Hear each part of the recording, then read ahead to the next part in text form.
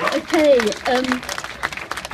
can I just start by thanking Bill and Simon for those brilliantly inspiring speeches, and for everyone that's prepared to come along today and show their support, and well, support for the badgers, opposition to the badger cull. And it's particularly for the people that have spent many hours out in the cold and the dark fighting against the badger cull in the pilot areas in Gloucestershire and Somerset. I really want to pay tribute to you all.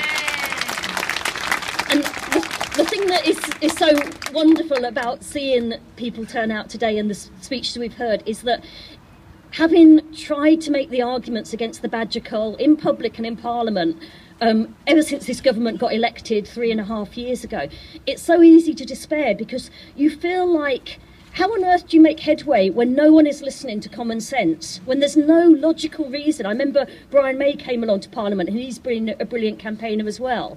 And I just said to him, I don't understand why the NFU want to do this. Why are they so wedded to this? Why is the government so wedded to this when we know that it won't work? He had the randomised badger cull trial that said that even if you culled badgers, 70% of badgers over a 10-year period, at best it might lead to a 16% reduction in bovine TB, and they came to the conclusion that actually it was probably pointless doing it. So the science said this, the campaigners said they didn't want this happening, local people said they didn't want this happening in the area, and yet the government and a percentage of farmers, not all farmers, there's some farmers that have been brilliant in terms of showing their opposition and sticking their head above the parapet on this. But despite all that, the government was still absolutely determined to go ahead. And then what added insult to injury was the fact that when it came to carrying out these pilots, they didn't have the slightest idea how many badgers were there. They don't have the slightest idea what percentage of badgers they've killed.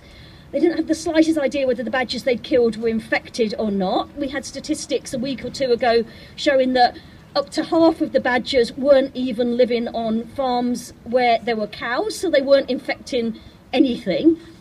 And now it was very clear that if a pilot was going to go ahead and have any effect whatsoever, it had to be within a very distinct period. It had to kill a certain percentage, certain number of badgers to be effective as a trial, to be able to assess anything. And the other thing is, they haven't really sort of said that they're going to do a post-trial assessment. It was very clear that they were absolutely committed to the idea of rolling out the pilots, rolling out the trials and extending it to places like Devon and Cornwall, no matter what the results of the trial were.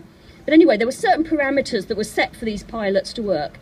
And then suddenly, when the badgers moved the goalpost, the government moved the goalpost, extending the cull period, where we know that if you extend it beyond the 6 weeks period, the perturbation effect means that you have no idea what you're dealing with on the ground.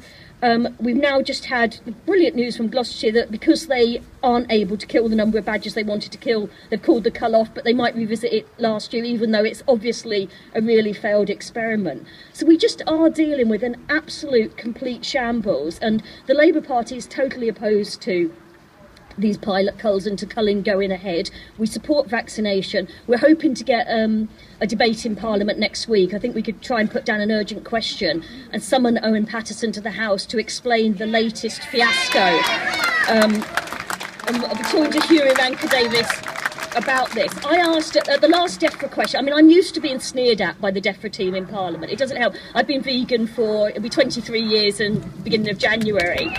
And so that means that when I try to talk to them about things like intensive dairy farming or their complete and utter failure, marine conservation zones, that's a battle for next year. We were going to do 127, they're only doing 27 zones. It's not enough to stop the absolute destruction of our fishing stocks and the destruction of the natural marine environment.